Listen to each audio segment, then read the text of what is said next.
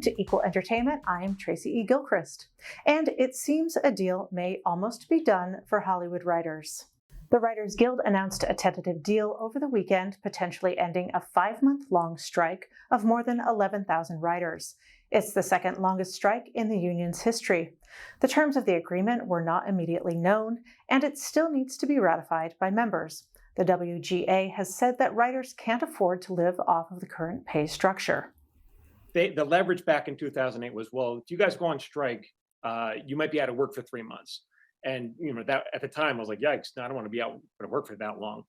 But now the strike is in 2023. It was really about so many writers weren't working. And so now we're being unemployed for, let's say, 6 or even 9 months out of the year. So when they lost that leverage, now when they say can you afford to be out of work for 3 months, that's an improvement. I think the sentiment was that if we couldn't come to an agreement, if we couldn't get a fair deal, the future of screenwriting as a career was really going to go away. So the fact that the Guild seems to be very happy with it, seems like maybe we can breathe easy for at least another 3 years. So that's a lifetime. With this announcement, the WGA has shut down its picket lines and writers could be back to work in a few days. But this still does not mean that your favorite shows and movies will resume production. SAG-AFTRA, the actors union, is still on strike. They walked off the job in July and are still negotiating with Hollywood's major studios. Travis Kelce and Taylor Swift may be the new it couple in Hollywood, and it's not even official that they're dating. The Kansas City Chiefs tight end had Taylor Swift cheering him on at Sunday's game. Swift was invited to Kelce's family suite at Arrowhead Stadium. She sat next to his mom, Donna. The speculation started when Kelce revealed he tried to slip his phone number via a friendship bracelet he made for Swift during one of her Eras Tour concerts. Again, neither Swift nor Kelce have publicly confirmed any romantic link. Usher will be the headliner for this year's Super Bowl halftime show. The NFL and Apple Music confirmed the lineup.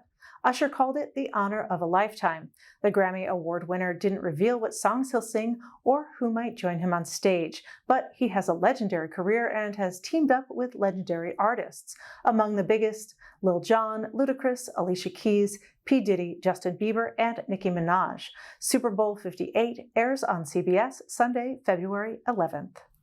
It'll be a lucky 13th season for Food Network's Halloween Wars, and longtime host Jonathan Bennett is back along with a new group of cake bakers and sugar artists, all competing to take home a sweet prize. Bennett says it's nice to be back on the show and represent for what he calls one of the gayest holidays on the calendar.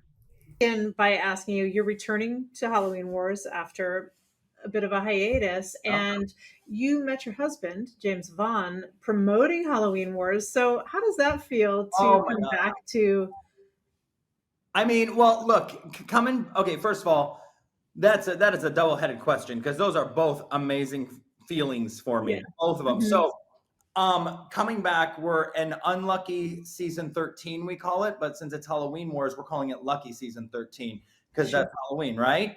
And to be back and the fan response is just overwhelming, and it makes me feel so good because as a performer, you're a host, you're out there, you're doing it. I mean, I think I did 9 seasons of Halloween Wars before I took a little break, and you don't really know if the people like what you're serving sometimes, right? You're like, I'm going to just I think this is funny. I think this is what people like, and you do it and you think people like it and they, there's a good response, but I think you really notice it when you're gone, right? When you leave, and then they're able to say, no, we really like that. And so it was just it's just so wonderful to be back and standing on my mark in my suit with all the Halloween craziness around you and feeling good that hey, the fans want you there. And it just, it's a really nice feeling as a performer to feel that validation of hey, no, what you're doing is right. And so it feels really, really good. And as far as meeting my husband on Halloween Wars, so I guess I have Halloween Wars to thank for my marriage. Thank you very much. My finger, look, it's a little swollen, but we'll be fine. So I went on his show, Celebrity Page, to promote my show, Halloween Wars, a few seasons ago. And we met during the interview. Yeah. And it was like literally love at first sight. Like as soon Mm. as we went on, I knew like he interviewed me and it was a complete mess. The interview was a disaster. His producers are sitting over there with their headphones on going, "What is going on? What are you doing? This is crazy." Like we just were bumbling idiots. Like we could barely speak. Mhm. We were both just like a complete puddle of goo. And the interview was just horrible. But at the end of it, he's like, I asked him, I was like, "So can I get your number?" And he goes, "You better." And I was like, "Ah." And what's so funny is I asked his producer, Jade, if I was going to meet my future husband because I came out of the bathroom and I saw him and I go, "Am I about to meet my future husband for the first time?" And Look she at goes, "I that. think so." And lo and behold, she was right. So I have Halloween Wars to thank for my marriage, and I have the fans to thank for being back on my favorite show. So it's a good combination. Halloween Wars has a good place in my heart. Yeah, I love that. Absolutely. Well, I know that you had a little trouble in the past with your pumpkin carving skills. Have you honed those at all? Oh, okay. I mean, I am the most amateur pumpkin carver in the world. And Mhm. I would say that the amount of pumpkin carving that is just next level that happens on Halloween Wars on Food Network Sunday nights at 9, that the pumpkin carver's talent surpasses any pumpkin carving you've ever seen in the world. Like there are moments when you look at it and you're like, there's like, I would place bets. I'm like, there's no way that that's made out of pumpkin. Like Yeah. absolutely not, because these carvers are so talented.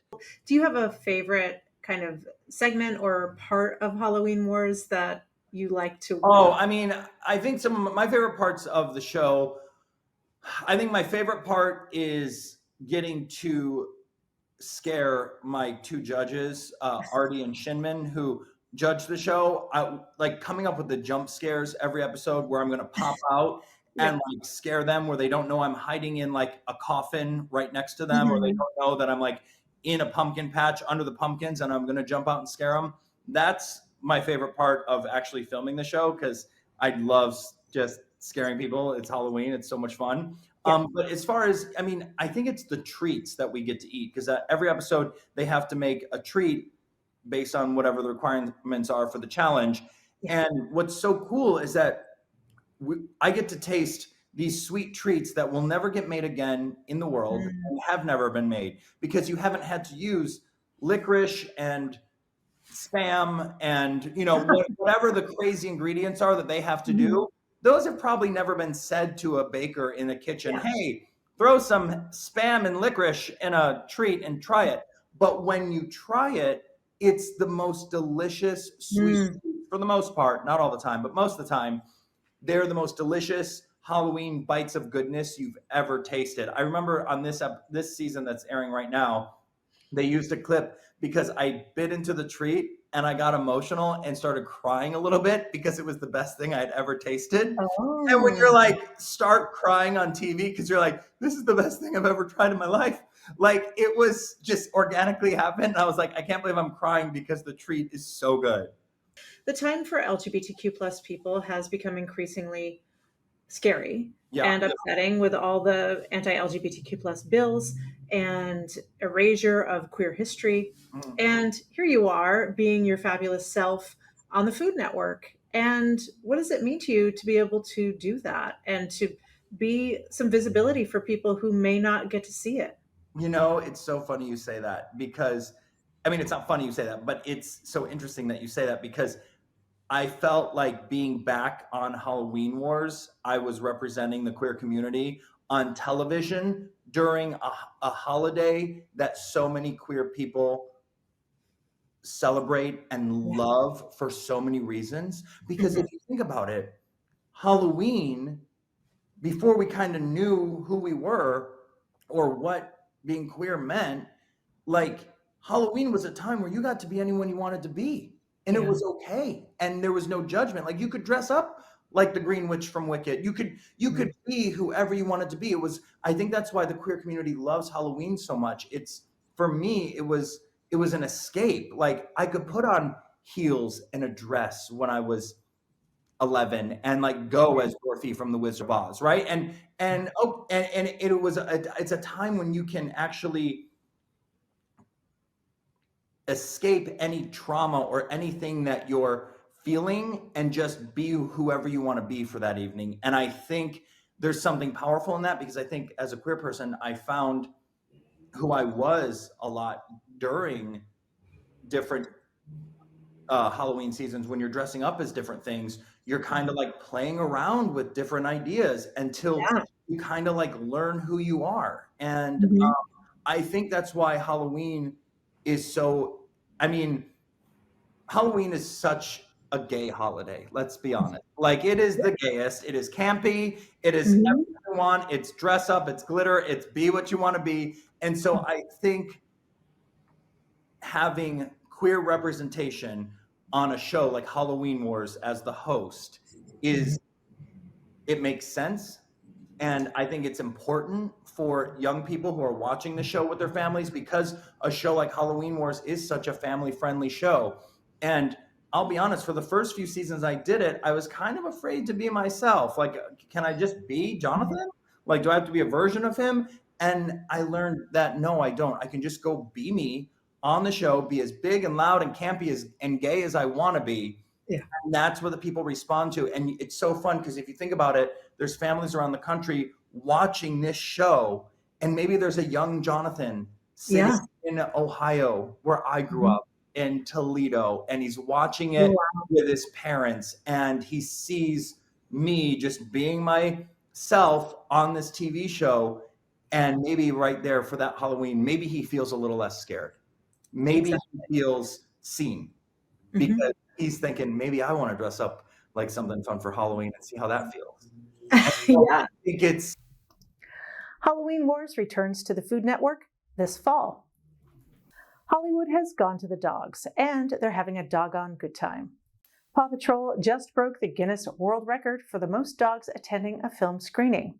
Paramount Pictures' Best Friends Animal Society and Street Food Cinema invited families with dogs to come see Paw Patrol, the Mighty Movie. 219 dogs and their owners attended. The movie opens in theaters for humans on September 29th. You can watch the Advocate Channel live by downloading our app in the Apple or Google Play Store. You can also subscribe to our YouTube channel. For the Advocate Channel, I'm Tracy E. Gilchrist, and thank you for watching.